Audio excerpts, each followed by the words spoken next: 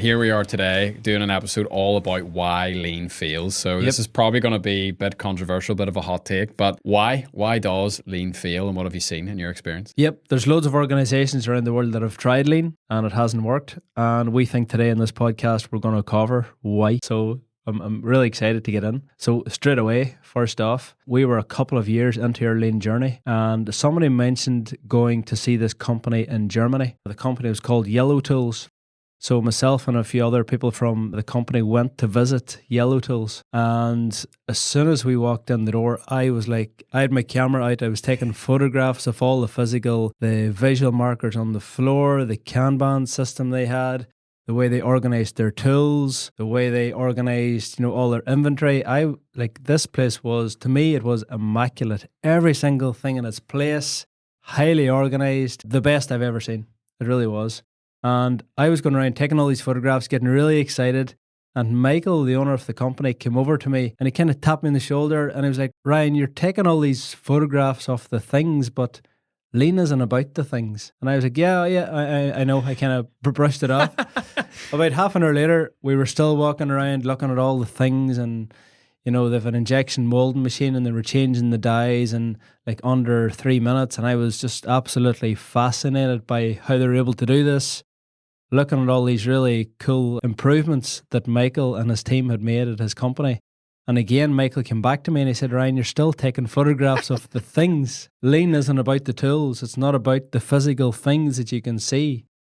He said, lean is a tool for developing your people. And I was like, oh, okay. I didn't really know what he meant. So after the tour was over, we were getting in the taxi to go home. And just before I get in, Michael kind of grabbed my arm and he said, Ryan, you need to get this because I've tried to tell you twice before and you're not getting it. He said, lean is a tool for growing and developing people. And if you want lean to stick in your organization, you have to get that.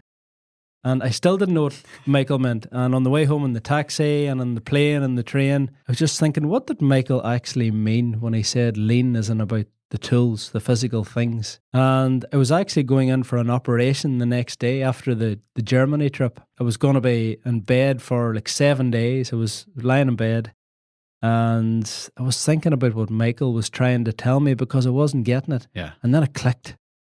And I was like, I think I know what Michael's talking about.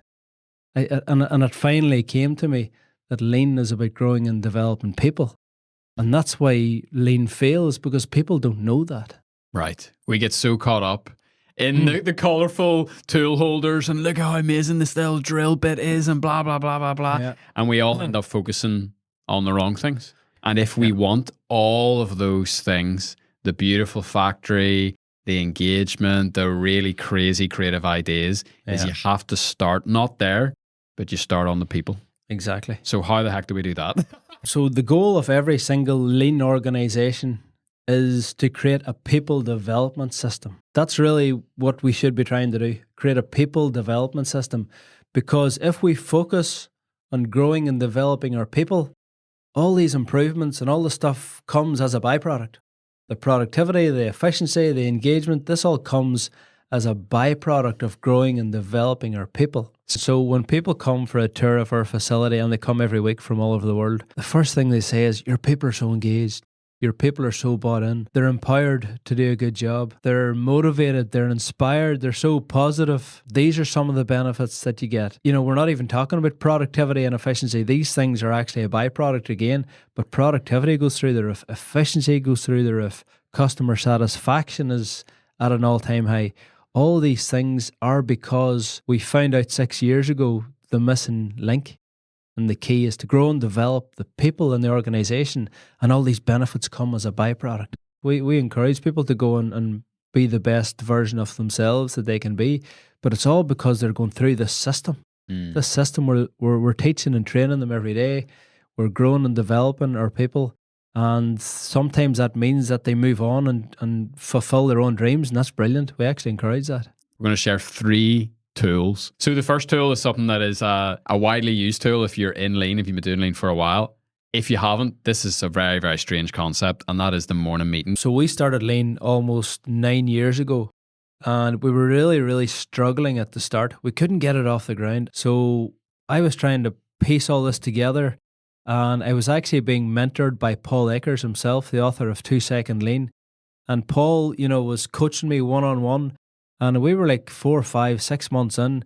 And I went to Paul one day and I said, Paul, it's just not working. I can't get it off the ground. I think I'm doing everything right, but it's just not working. And he said, how's your morning meeting going?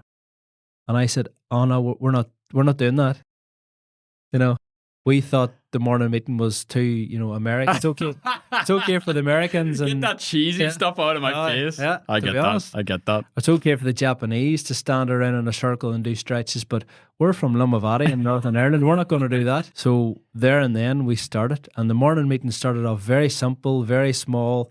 It was one A4 laminated page with 5 questions on it. And, it was really awkward. There was total silence. Nobody wanted to speak. But as we developed it and continuously improved the meeting, people started to open up. They started to share ideas and they started to get excited about lean. And that was the key. So number one is the morning meeting is the reason why most lean companies fail, because they don't do it. There's something so powerful about bringing every single person in the organization together. It kind of creates unity. It creates togetherness. It creates a sense of camaraderie. It creates a sense of teamwork. We're all in this together, and everybody standing around the circle has their own part to play. Everybody's doing improvements. It's not the lean team over here or the Six Sigma team are doing their lean meeting. It's every single person in the organization is at the meeting, and that's why it's so powerful. Brilliant. Second tool is improvement time. What is it? Yeah, I get so excited talking about improvement time because it's such a foreign idea to most companies. It really is. And when I came across it, I was like, what? Improvement time? You're telling me that we're going to stop for 30 minutes with every single person in our organization and make improvements? I thought that was crazy. So we added up all the numbers, and it's such a huge cost to the business. The fact that every single person would stop for 30 minutes or 15 minutes every single day. We just couldn't get our head around. But now we wouldn't look back. It was the difference. It was that key ingredient that just turned our company around and turned our culture around. So if we're teaching and training our people every single day at a morning meeting, well, it makes sense to give them time and allocated time to go and do their improvements. Right. Because without that freedom, without that time, they're not getting, their ideas actioned. So if you just think about it for a minute, we have a morning meeting for 15 or 20 minutes, then we have either 15 minutes or 30 minutes of improvement time. So we're not starting production until 8:45, every single day.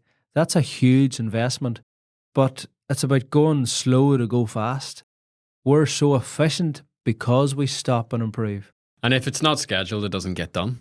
You can kind of say, oh, well, maybe if there's a wee bit of free time later on in the day, like maybe you could then implement the stuff. And it just doesn't happen. It's so important to do improvement time in the morning because we're starting the day with an improvement mindset. So if you can imagine, people drive up, park their car in the car park, walk into work and start working. They're not thinking about improving. They're thinking about working. We don't want people to think about work. We want people to think about how can I improve the process of the work. So when we go to a morning meeting, that's improvement. When we have an allocated time for improvement time, that's improvement.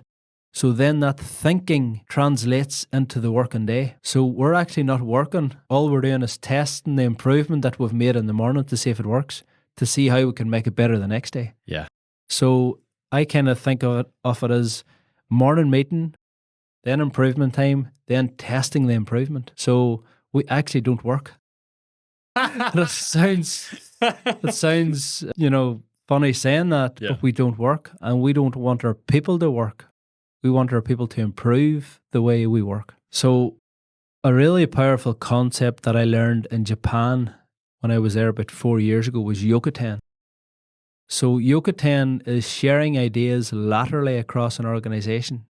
So if Kerry in the accounts department has an improvement, somebody in the welding area could pick up Kerry's improvement and say, oh, we could do that. Right. So Yokoten, sharing the ideas, sharing the improvements. So the third reason why lean fails is because we as business owners don't expose our people to new ideas. The power of going outside of your working environment, outside of your company to bring in new ideas. And it's something that we've got very good at over the last 2 years. So get your people out on the road, get them out seeing other companies. You know, the benefit of that is huge. The investment is maybe 1 or 2 days, but the benefit, if they see one thing, if they only pick up one thing on that trip, the whole trip's paid. When we went to see Michael's company, he had a training matrix on the wall where any person could go up to the chart and show an interest in cross-training in a different area. So just because you're in the marketing department doesn't mean you have to stay in the marketing department. You know, just because you're in the welding area doesn't mean you have to stay in the welding area. If you want to learn woodwork, let's do it. Go and do it. If you're in the woodwork area and you would like to learn upholstery or powder coating or welding, even on the training matrix, one of the areas is first aid. So if somebody wants to learn first aid, they just fill in the training matrix. The next day we're doing first aid training, we go to the chart and we say, there's 6 people that are interested in learning. So it's a pull system as opposed to a push system. So good. So for people listening to this, like, we always try to look for like the minimal viable action. So how do people start? Okay, 3 great tools, really excited. The morning meeting, improvement time, exposing my people to new ideas. How do I actually get started? Yep, brilliant question. What I would recommend is not to do all 3 at the one time at all. Start with the morning meeting. But it doesn't have to be the morning meeting with your entire company. Start with one department and then invite another department, until eventually it's a larger group. But start really small and don't even start with a daily morning meeting. We do a daily morning meeting, but it doesn't have to be every Tuesday and Thursday, every Monday and Wednesday, every Monday and Friday, whatever works for your organization. But the key is to start. Yeah. Start with some form of a morning meeting and build it up from there. Once you've got the morning meeting going and there's a good routine going there, then add in improvement time. But again, gradual, slow, stable progress. To go out and tell 100 or 200 of your people to go and improve for 15 minutes, it would be chaotic. It would be carnage. It really would. So again, slow and incremental. One department, allocate 15 minutes improvement time to one department and say, go and make some improvements, go and see what you can do. And if that's successful, when it's successful, roll it out to a bigger team. And the same with exposing your people to new ideas, really small and really incremental, like everything we do. And you've just reminded me of something that happens all the time. If I go to this company in the south of Ireland and bring back all these ideas, there's Ryan going on again about all his new concepts. But if I bring Cody from the welding area and he's coming back and he's fired up, the peer-to-peer learning is more powerful than manager to employee learning. And that's another reason why the morning meeting is so important, because every single person in the organisation gets their turn to hold the morning meeting.